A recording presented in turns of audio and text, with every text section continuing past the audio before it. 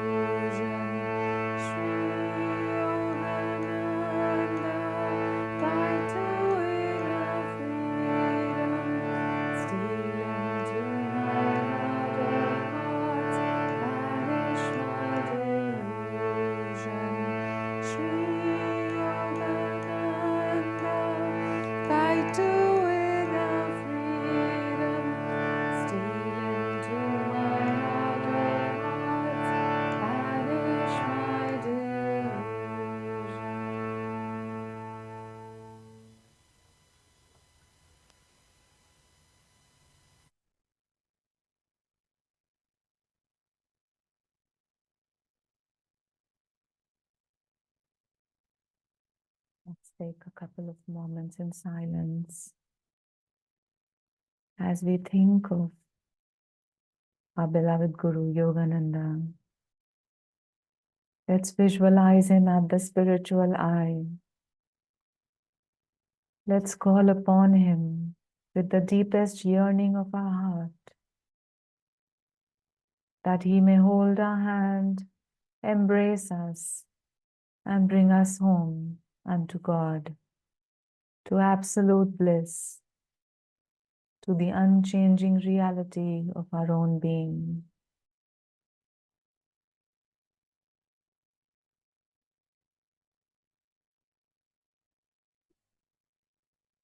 Om.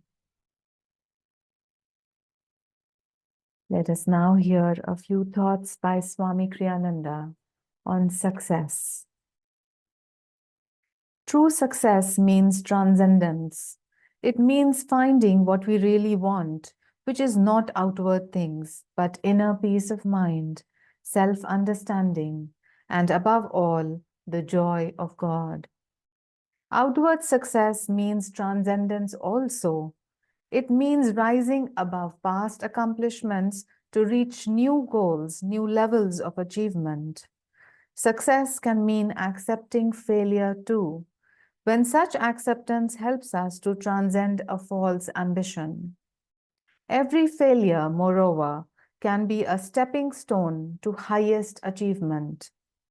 Success should not be measured by the things accomplished, but by our increasing understanding, ability, and closeness to God.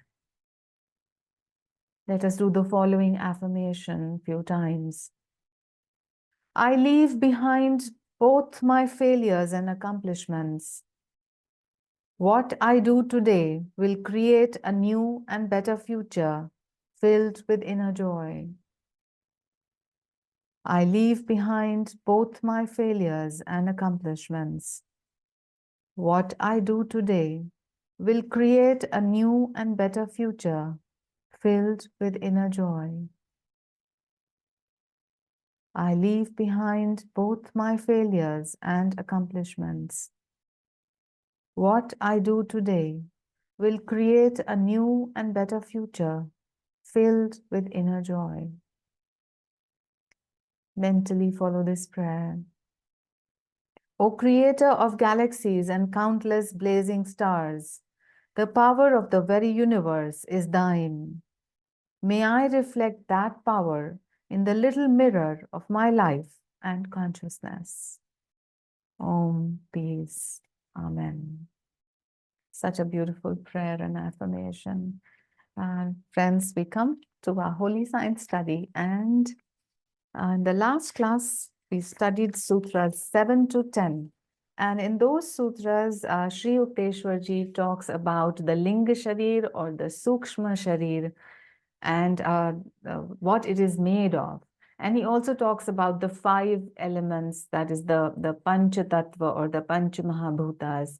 Then he mentions the 3 gunas, that how the interplay of the 5 elements and the 3 gunas tends to create the variety in the universe. And then he mentions the Gyanendriyas and the Karmendriyas, means the 5 organs of senses, which help to gain knowledge from this world, the 5 organs of action with which we work in this world. Then he talks about the tanmatras, or the 5 objects of the senses.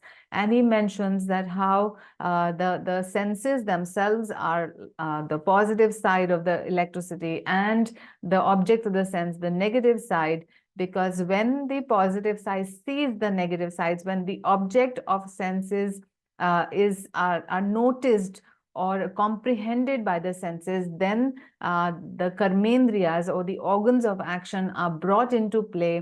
And because of the antakarana, that is man, buddhi, ahamkara, chitta, then the desire is then fulfilled by the organs of action. So this is where we were last time.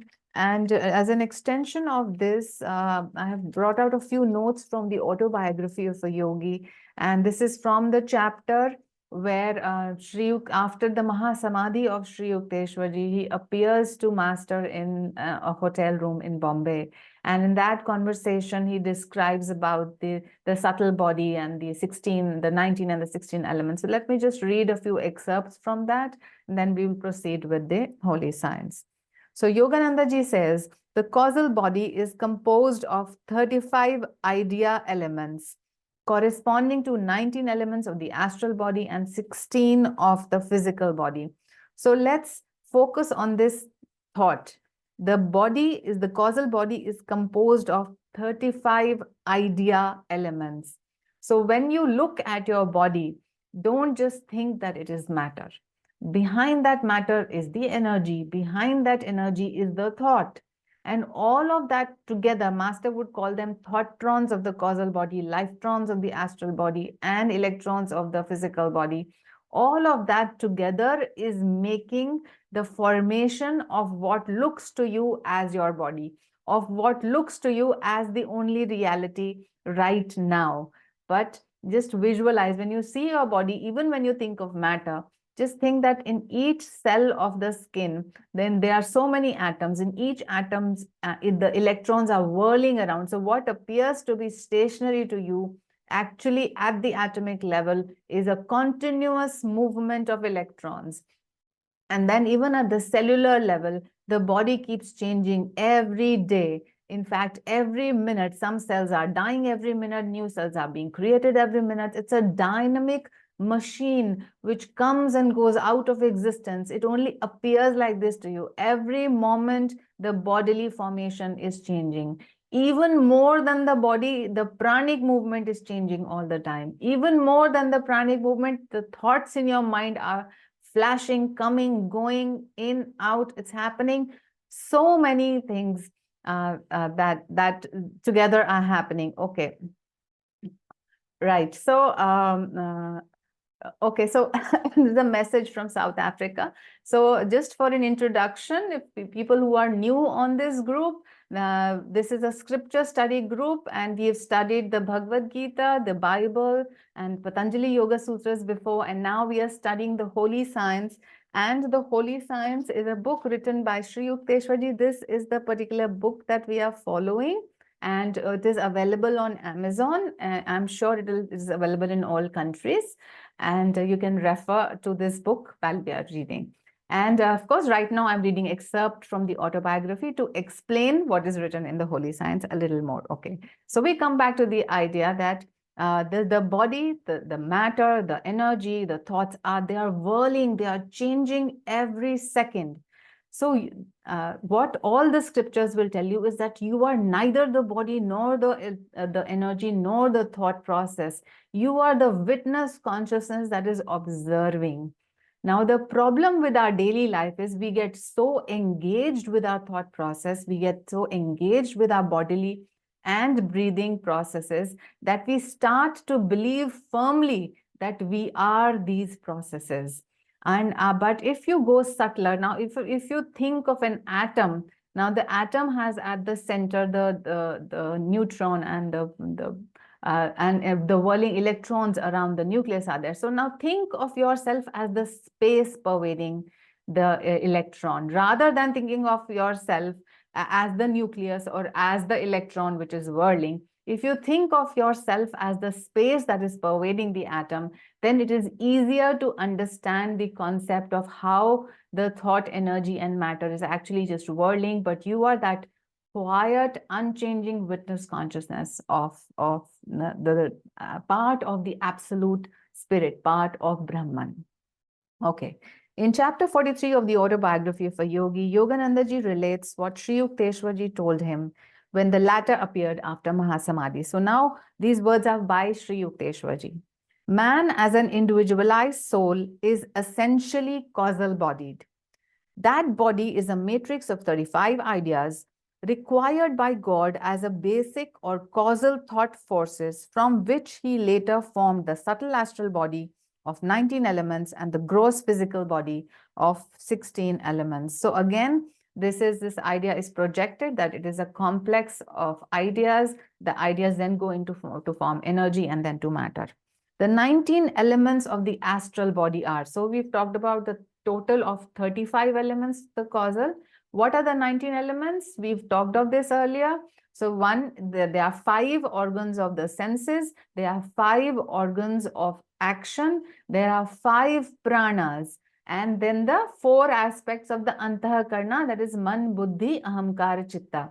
So all of these together form the 19 components of the astral body. And for the physical body, Master says the metallic and non-metallic components which form the physical body. All right. God thought out different ideas within himself and projected them into dreams.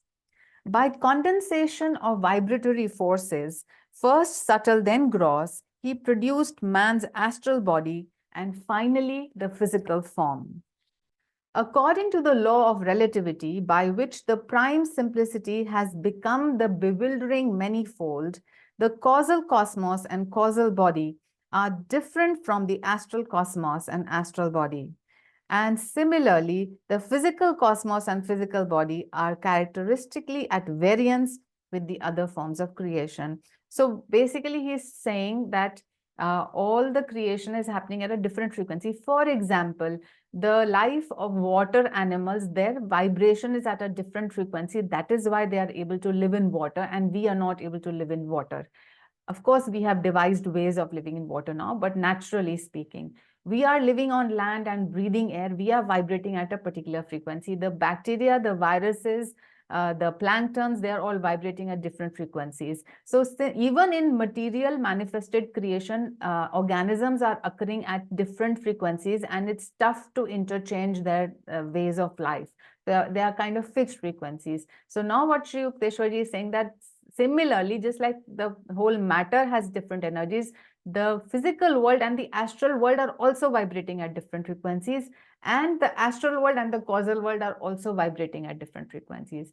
So when creation was brought forth, it is said that the absolute stillness started to vibrate first subtly into thought, then that became more grosser, means the frequency changed and energy was brought forth, then again the frequency was changed and the gross waveform then formed matter. So all these are different levels of existence, and don't think that this is something outside there. It is you yourself are being talked about, your body, your thoughts, your energy is being talked about. So we are existing at different levels, but our problem is that we have, because of our 5 senses, we are only noting the body and the physical environment. Then Sri Yukteswarji says, a soul being invisible in nature can be distinguished only by the presence of the body or bodies. So the soul, what does it mean when we say the soul is invisible in nature? And let's hold on to that. Actually, all of us, in a sense, are formless. And we are invisible to the physical eye. That is why when the body is dropped and the subtle body exits, our physical eyes are unable to capture any of that form, the thing that happens, the change, the transformation. We are unable to see it through our physical eyes. But even if we were to have, let's say, a camera that could see the astral world, or a camera that would see even the causal world, it is said the soul is an absolute vibrationless existence. And therefore, it is just because it is pure awareness and consciousness, it is still going to be beyond the visibility of any available tool to capture it. But that does not mean that it does not exist, and it does not mean that it cannot be experienced. That means, in spite of it being invisible and you cannot hear it, yet you can experience it in yourself. And that is why all methods of yoga that have been given, so many pranayams are there, all the Patanjali's Ashtanga Yoga, the whole eightfold path that is there. It is there to point out to you that how, by using the technology of the body, mind, and breath, you can actually experience the formless, invisible soul, which is your true reality. Interestingly, he goes on to say, the mere presence of a body signifies that its existence is made possible by unfulfilled desires. So the fact that we have bodies here means we, in previous embodied existences, we've had desires, or we had karma which had not come to fruition till now. And therefore, in this world, we have to have this body to fulfill those desires and to transcend all the karma that has been created previously by us. Now, important thing here is that we be very careful that we do not keep creating fresh and fresh karma by having more and more desires. So, okay, till now, if we understand that this body is a product of our past desires, and if we are fed up with this bodily existence or limited existence, and we want moksha or salvation, we want eternal freedom, then the first and the foremost thing is not to have any more useless desires. Because unless you switch off the button of the fan, it is going to keep rotating. And even once you switch off the button of the fan, it slows down gradually and then it comes to a stop. So that is why all the masters will say, become a Jivan Mukta in this life. That is like turning off the switch of karma. Understanding that you are a Jivan Mukta means transcending your ego and knowing that you are not this separate little existence, but you are the vastness of Brahman itself. That your ego is only an illusion and you do not exist separately. Once you understand that, then if the ego is transcended, then no more karma is created. When no more karma is created, then you have switched off the button of the desire and karma cycle, and then the remaining karma will be gradually worked out and transcended in this lifetime, or maybe just a more couple of lifetimes, as compared to what Master says, 1,000,000 lifetimes, even of righteous living.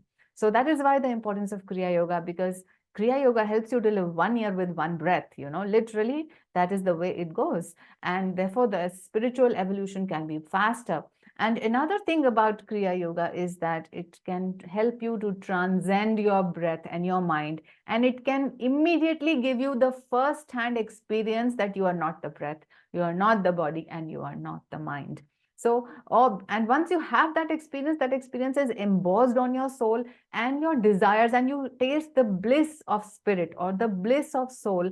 Therefore, naturally, your desires of this world will reduce. You don't have to beat yourself and say that I'm not going to have any desire, I'm not going to have any desire. That is not going to happen. But once you practice your Kriya Yoga techniques, once your energy is interiorized, once you have tasted the bliss of the soul, then automatically the desires of the world will not arise. So by attuning yourself to the Guru and by practicing the techniques given by him, it is easily achievable. So don't think it is impossible. It is achievable that you can go into the desireless state. Okay. So long as the soul of man is encased in 1, 2, or 3 body containers, sealed tightly with the corks of ignorance and desires, he cannot merge with the sea of spirit. When the gross physical receptacle is destroyed by the hammer of death, the other 2 coverings still remain to prevent the soul to dissolve into omnipresent life. Now, how is this happening? Now, all of us have read basic physics in school, and the laws of physics says that energy cannot be created, it cannot be destroyed, only one form of energy will change into another form of energy. So let's talk about the process of death. So in what happens at physical death? In physical death, all the 5 elements that constitute the body, like earth, water, fire, air, and ether, they will merge back into the 5 elements, right? But then what about the thoughts, the emotions, the desires, the attachments, the habit patterns, the tendencies, the samskaras that were already present in you when you were embodied in the physical body, because they were part of the causal and subtle bodies. Now that is also energy. Now that energy is suddenly not going to finish. It has to work its way out. One type of energy will have to change into another type of energy. So that what will happen is, here, once you realize that the subtle body exists even by the laws of physics, you know that it will continue to exist even when the physical body dies. Then what should I do now? From now, I should start to change my thoughts. Even when I'm living in the physical body, I should start to change the character of my thoughts. And let's remember this very important point, that the quality of my life is dependent entirely on the quality of my thought.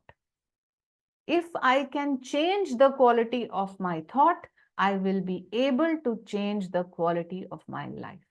If all the time my thought is, oh, poor me, oh, little me, oh, I am the victim of the universe, I am the victim of karma, I am the victim of all these stupid people who are around me, then this is true for you. It will become true for you. But right now, if your thought process is, I am a child of God, I am a spark of the infinite, I am in full control of myself, I am responsible for my actions and my words and my thoughts, then so it will be. So if you are not satisfied with the quality of your life, please check the quality of your thoughts. Start to turn the key from there, and you will find. So therefore, when the physical body will fall, you would have already worked on the thoughts in this lifetime. And as the Gita says, at the end of life, whatever thought processes you will have is going to determine what next body you're going to take up, which frequency you're going to land up from there. So unless you change your thoughts into positive, not only positive thoughts, into God thoughts right now, then only at the time of the dropping of the physical body, you will be able to have God thoughts at that point in time. Only then can we merge into the infinite God. So therefore, everything begins right now in this very moment. Don't wait that physical death will do some miracle for you. It will not. Just like when you get up from sleep, you are still the same person. Similarly, when you wake up on the other side of death into another body, you are still the same complex of habit patterns, of thought processes and emotions. So let's begin the change right now. Okay. When desirelessness is attained through wisdom, its power disintegrates the two remaining vessels. So interestingly, he says that desirelessness can be achieved through wisdom. So very little analysis on desire will tell us that what happens when a desire is fulfilled, suddenly another desire erupts. And then it will then force you to act again. Again, you will want to have another object of the sense. So all your senses, all your motor action, organs, everything will start to work in that direction. On the other hand, if a desire is not fulfilled, then frustration and anger will come into play. That frustration and anger will cause you to lose your discrimination, you will forget to distinguish between right and wrong. And in that frustration and anger, you will create fresh karma. So it is a vicious cycle. But a little analysis that desire is a useless thing in this world. Now here, let's just choose these words wisely. So Master said that some desires you're going to have. For example, God has given you hunger, so you're going to have desire for food. So he says, modify your desires, lessen your desires, separate your necessities from the necessary and the unnecessary necessities.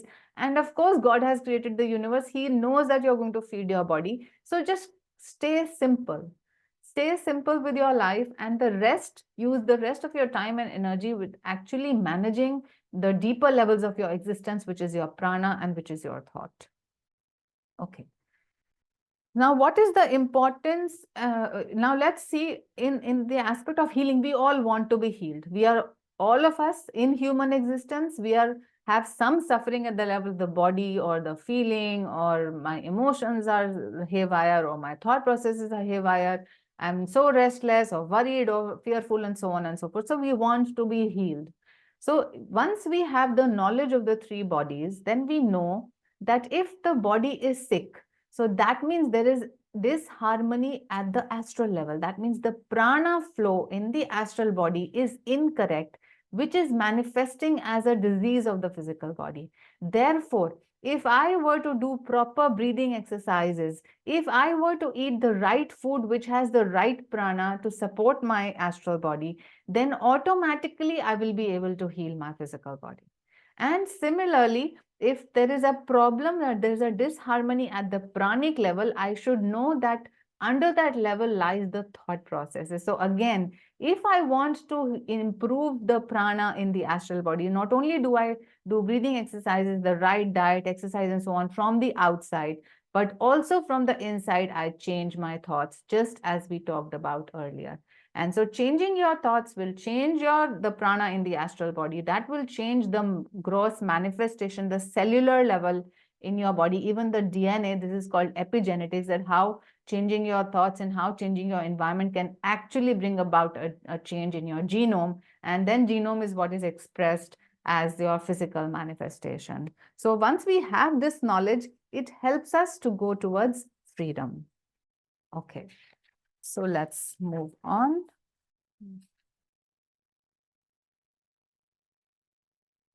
Okay, so here is a mention. I will just mention the 5 koshas because Sri Yukteswar ji is then going to come to the 5 koshas. So I'm just trying to match the koshas with the the antahakaran and so on, and the prana and the body and so on. So we'll say that the intellect and the powers of the senses, all of that with together with the sense of I, which is ego, that forms the Vijnanamaya Kosh. Then the mind with the perception, the collection of the sense data. So mind is the blind sense mind because it simply collects the data and sends it to the intellect. That forms the Manomaya Kosha. Then the 5 pranas form the Pranamaya Kosha. And of course, the physical body forms the Annamaya Kosh. We discussed it, how that whatever we eat actually becomes our body, and that is why it is the Annamaya Kosha. And it is the causal body which is Anandamaya Kosha. So now people may think actually that once you're living through your causal body or Anandamaya Kosha, you are like super happy all the time. So actually Anandamaya Kosh does not mean a super excited state. Because once you go into super excited state, then according to the law of duality, you will have to go to the super depressed state as well. So it is Anandamaya Kosh is caused blissful, not because of any positive pleasure, but because there is complete lack of any trouble. Now let's relate it to our daily life and the daily aspect of our deep sleep. When we are in a state of deep sleep, which is even dreamless sleep, then there is no trouble. Now think of a very sick person in the ICU, a cancer patient who has severe pain, a person who is very, very injured, multiple fractures and so on. So he must be, of course, in so much pain. But now think of that person going into deep sleep. As long as that sick person, the person in so much pain is in deep sleep, he has no sense of pain. There is no difficulty there. The deep sleep state is such that even the worst of pain of this life is not felt. Why? Because then you are living in your causal state, because you do not even know that you have a body. You do not even know that the mind exists. In fact, the sense of egoity also exists only in the seed form. And therefore, in a sense, all pain vanishes. Now, what is the trick for the yogi? So the yogi can consciously go to the state where he transcends the body and he transcends the mind. And these are the two troublemakers. Most bodily pain is, when we talk of sickness, we talk of bodily pain. But then the mind comes into play and exaggerates the bodily pains as, oh, I am suffering and I am this big thing and I have this pain, why I have this pain. So it is the body-mind complex which is the cause of all pain and suffering. Now, if the yogi can transcend the body, breath, and mind, means he can rise above in the sense he knows in meditation that he is neither of these layers, then he is already living through the causal body, he is already in the Anandamaya kosha, and therefore all suffering can be transcended. So in the wakeful state, you, by consciously going into meditation through your Kriya Yoga practice, you can transcend all kinds of pain. Of course, this takes a lot of training. It takes a lot of mastery over your senses, a lot of mastery over the sensations. And let's remember this, the example of Swami Kriyananda, who would go to the dentist and get his root canal treatments done without any anesthesia. I've heard of so many people, so many saints who refuse anesthesia and who are able to control their pain even during all kinds of surgical procedures. So it is a potential possibility for all of us, but we have to disengage a little from the senses to be able to go to that level. Okay. So let's now move to Sutras 11 and 12. तथा पंचतत्वाना स्थितिशीलतामसिक विषय पंचतन्मात्राणां पंचीकरणेन स्थूल शरीरस्यंगानि जडीभूत पंचशित्य तेजो मरुदव्यो मानयो भूतानि एतान्येव चतुर्विशान्ति तत्वानि. So what does this mean? So first, the literal translation. The aforesaid 5 objects, which are the negative attributes of the 5 electricities, being combined, produce the idea of gross matter. That is, Shiti is solids, Ap is liquids, Tejas is fire, Marut is gaseous substances, and Akasha is ether. So what is being said here? In the last sutra, Sri Yukteswar ji talks about the objects of the senses being the negative pole of the electricity. So now, look around you at the objects around you. Now they are of 5 characteristics. They are either solid, or they are liquid, or they are gaseous, or they have some fire element in them, and of course they have the ether as the substance. So now he is just describing the nature of the gross objects that are around you. So again, when we look at an object, we only think of its name, form, and function, but we again forget that actually this whole interplay is happening because of the 5 primordial elements, the play of the gunas, then the atoms coming into the play, and all of that is together forming this colorful world, which appears as solid, liquids, gases, and so on. The 5 forms of the gross matter and the aforesaid 15 attributes, together with man, buddhi, chitta, ahamkara, constitute the 24 basic principles of creation. So now again, so don't get confused with the numbers. What he is saying is that we already said that the astral body is of 19 components. What are those 19 components? The 4 parts of the Antahakarana, Man, Buddhi, Ahamkar, Chitta, then the 5 pranas, the 5 Gyanendriyas, and the 5 Karmendriyas. So to that 19, he is adding the 5 types of objects like solids, liquid, gases. So all of that together become 24. Now this, he says, these form the 24 basic principles of creation. Okay. Then, of course, he explains that all of it, in paragraphs. He says, the gross material body, which is like the 5 objects, which are the negative attributes of 5 electricities, being combined together to bring about the idea of gross matter into 5 different varieties, that is solid, liquid, fire, gas, and ether. They constitute the outer covering called the Sthula Sharira. So from the Sukshma Sharira or the Linga Sharira, which is the astral and and inside the causal body, now he's talking that these components are making the Sthula Sharira or the gross physical body. Now 24 elders, he mentions again, because these 24 elements have also been mentioned in the Bible, in the book of Revelation. And as we know, in the holy science, Sri Yukteswar ji has compared the Upanishads with the Bible. So let us read as to what the Bible says, the Old Testament says about them. And round about the throne were 24 seats, and upon the seats I saw 24 elders. So this is a reference he gives he says that even Christian literature, as well as, of course, the Upanishads, they are talking of the same essential components that make up this universe. Then he comes straight to Sutra 13 and he says, Tatraiva chaturdash bhuvanani vyakhyatani. So this means this universe is differentiated into 14 spheres, 7 swargas and 7 patalas. So in casual conversation and from Puranic literature, we have heard that there are many heavens and there are many hells and so on and so forth.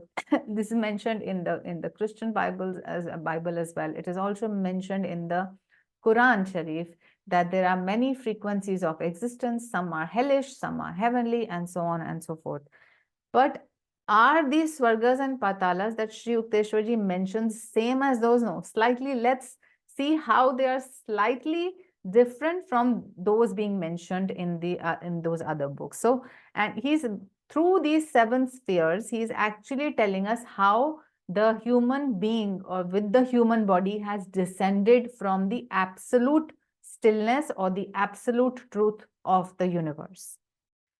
So the 7 spheres or swargas, this universe thus described commencing from the eternal substance God down to the gross material creation has been distinguished into 7 different spheres, swargas or lokas. So which is the highest sphere or loka? It is called the Satya Loka.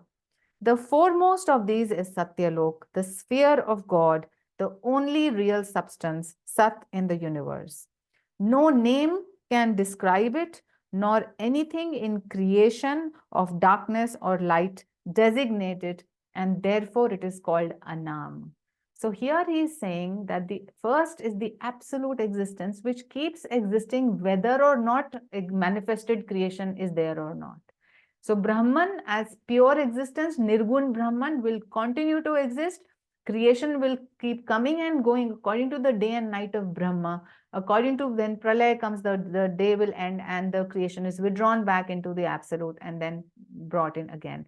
So a very interesting side note here is why is this Satya Loka, or why is Brahman, why is it cannot be described in words? Why language or words cannot describe God? So our Upanishads are so much in detail, they will tell you that why is it. So there is a logic behind this. It says that language requires 5 things to work. And this is Adi Shankaracharya's commentary, which he has explained that why Brahman is beyond language. So he says that the first thing is the class or species. So for example, if an object belongs to a particular class or species, then language can be used to express it. For example, this is a cow. So cow is that species. So this is a horse, or this is a human, like that. So now Brahman does not belong only to one species. So that thing is ruled out. So therefore you cannot describe it. The second is the rule of language is that it describes a quality or a gun of an object. So for example, you say this is a flower. Flower is a species, but then you say this is a red flower. So the redness of the flower is the quality or the adjective given to it. But the absolute reality, the stillness Brahman, is beyond all gunas, and therefore it is beyond the scope of language to describe it. The third way we describe use in language is we describe a certain action. So for example, we say that, we suppose that there's a person who drives a car and we call him a driver. So why we call him a driver is because we know he's a species, is a human, and because his function in a daily life is of driving, therefore he is called a driver. Now Brahman performs no action directly. It performs only through the agency of Maya. Since Brahman is not active in that way, therefore no word can describe the action of Brahman, and therefore again it goes beyond the scope of language. The fourth argument that is given is that we use language to describe a relationship or a sambandha with another thing. So for example, when we say a teacher, so a teacher is a teacher only in relation to a student. When we say a father is a father only in relation to the child. So that is why how we are using language. But when we talk of Brahman, then Brahman is not related directly to any of the created existence, although it is the final cause of the creation, yet it is not directly related to any of the created existence. For example, our reflected face in the mirror, although exists because of our real face, but yet actually there is no direct contact of the real face and the reflected face. So similarly, there is no direct relationship of the absolute existence of Brahman with created universe, and therefore we cannot use language to describe Brahman, Nirgun Brahman, or God beyond creation. And the final thing is, we talk about the fifth argument is that we use to name something, we use convention. For example, a baby boy is born. So we use past like convention, like, okay, we name this baby as Ram. So this is called Rudivad, means using a past convention to give a language or a name to a present form. So again, Brahman has existed beyond time, before time, and even after the end of time. What we say is Anadi Ananta. So again, language is insufficient to describe the absolute reality. And so we come back to what we were studying as Satyaloka. So Satyalok is the highest sphere or the existence of Brahman. And that is why it is Anam. It is beyond the scope of any language. So now we come to the sixth sphere, or which is called Tapolok. The next is the sphere of the Holy Spirit, which is the eternal patience, as it remains forever undisturbed by a limited idea. So now what is happening? Absolute stillness wants to now create, then it will start to vibrate a little bit. So that vibration is the Holy Spirit, or the sound of Om. The Om is both sound and light, and from light, God creates everything. So that subtle creation, the cosmic machinery is starting to run. However, it is not differentiated yet. So think of Shiva and Shakti. There is the stillness of God, and it has started to use the power of Shakti or Maya, and is now existing as a uniform vibration in the entire universe, in the entire multiverse, I would say, entire creation. And this is the second sphere called Tapoloka. Because it is not approachable even by the sons of God, it is called Agama, the inaccessible. So a fraction of this is approachable. And that's what Sri Yukteswar will come to later. Now the fifth sphere is the Janaloka. And this is the sphere of spiritual reflection, the sons of God, wherein the idea of separate existence of the self originates. So now the undifferentiated Om now starts to create individuality, and individual existence now starts to crop in. So from one mass of light, as you may say, or one mass of space, differentiation starts to happen, and singular items start to develop from that. And of course, the first are those sons of God, as in the avatars or the descendants of cosmic consciousness, who now start to appear at this level. As this sphere is above the comprehension of anyone in the creation, in Maya, it is called Alakshya. So people who are living in the sphere of Maya cannot comprehend it, but the sons of God who are coming from cosmic consciousness and are started to now living an individualized life, they will be able to comprehend this. Now comes the fourth sphere, or the Maharloka. This sphere of the atom, the beginning of darkness, Maya, upon which spirit is reflected. So now the vibrations get a little more gross. Individuality has been created, and now the cosmic sun starts to reflect. So we talked last time that how the body is like the pot, the mind like the water inside the pot, and the reflection of the sun in the water that's what starts to appear now. And beyond it, of course, we know is the cosmic sun already. Now, this is the connecting link. Now, once the reflections to now you exist always, but when you introduce the mirror, then only you see your reflection.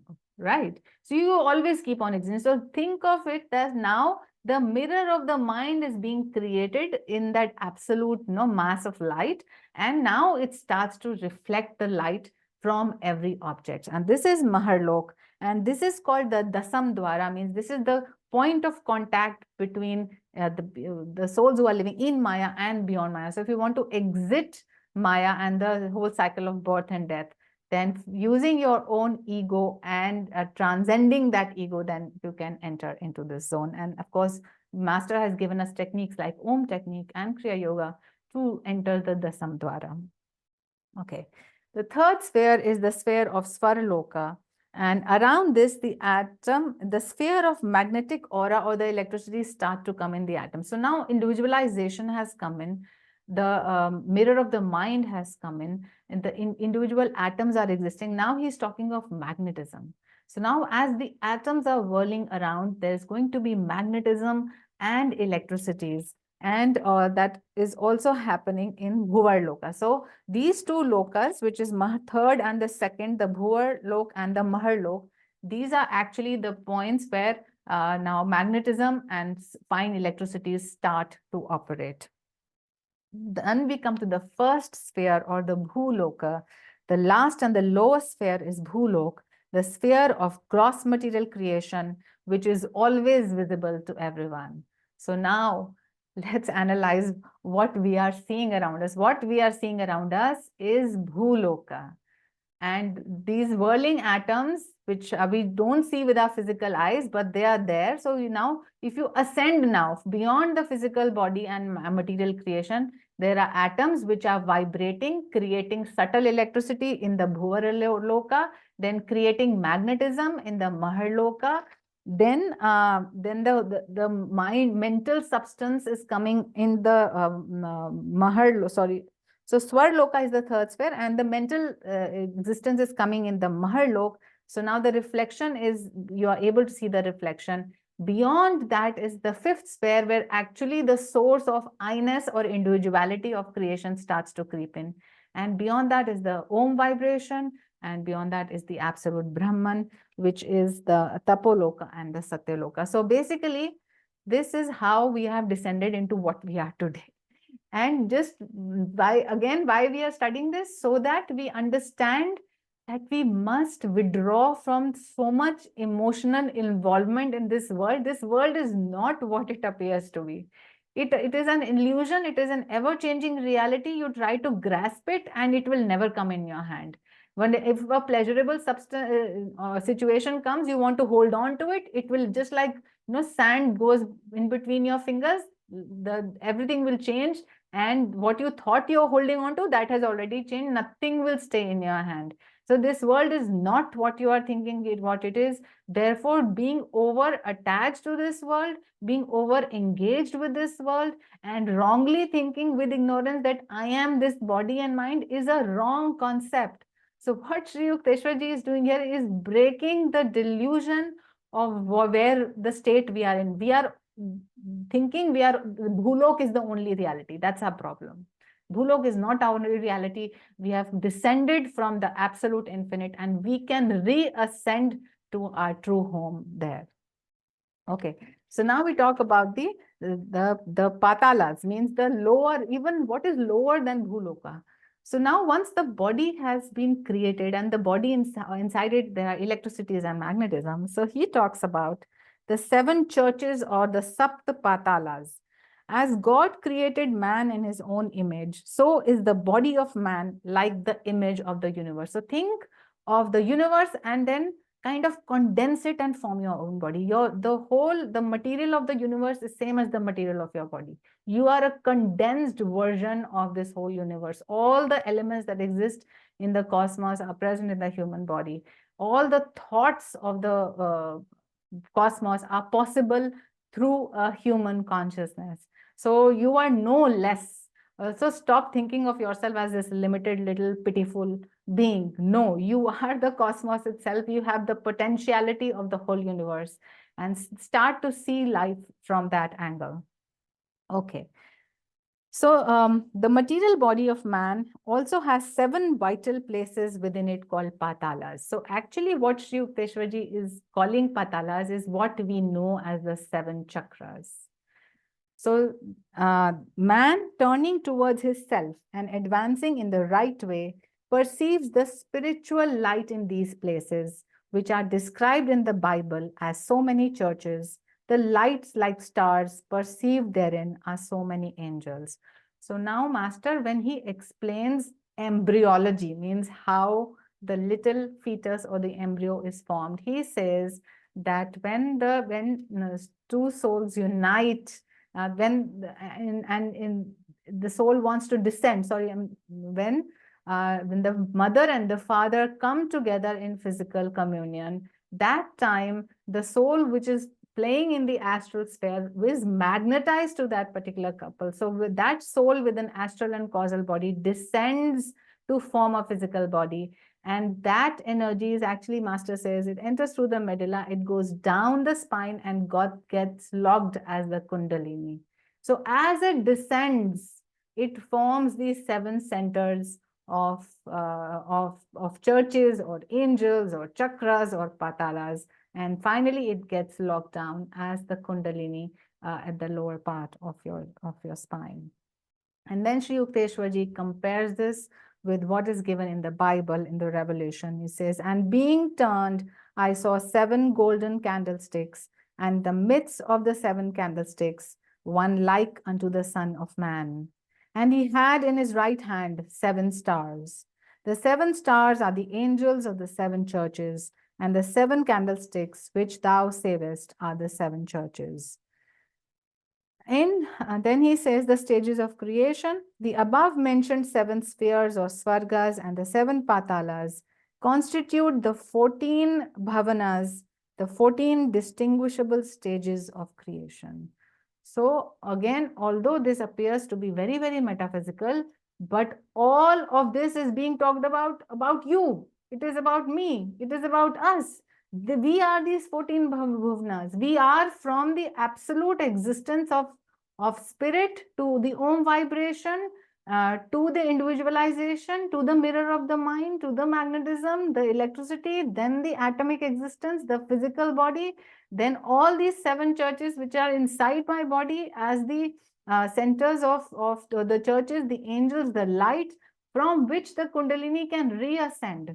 So from the lowest Patala, with the help of the Guru and the technique of Kriya Yoga, all these Patalas can be, you can reascend them, you can transcend them, and from the Bhuloka, and you can rise up into absolute spirit. So this is, it appears complicated, but it is you.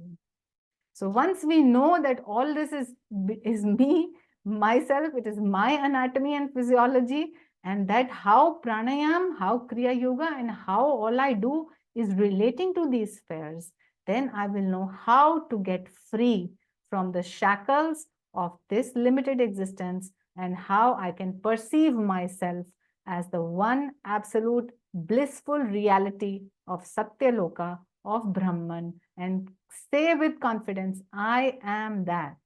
I am Brahman right here, right now. It is my reality. Although I do not perceive it fully, I have not realized it or understood fully, but the truth is the scripture says so. My Param Guru, my Guru says so, and I will believe him that I am Brahman. And from here, I will start to open my heart, my mind, and I will use my Antahakarana and all the instruments that I have to realize this one truth of who I am. So, my dear friends, we can end today's class on that note, and let us, as always, let us share the power, the vibrations, and the wisdom of these teachings with souls everywhere.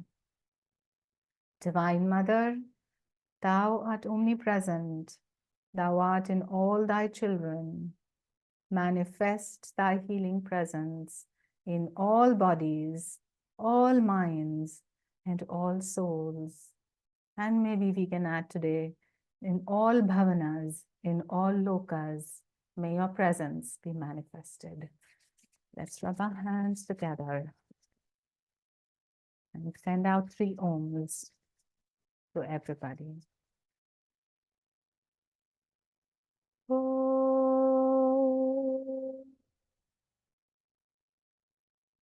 Om. Om.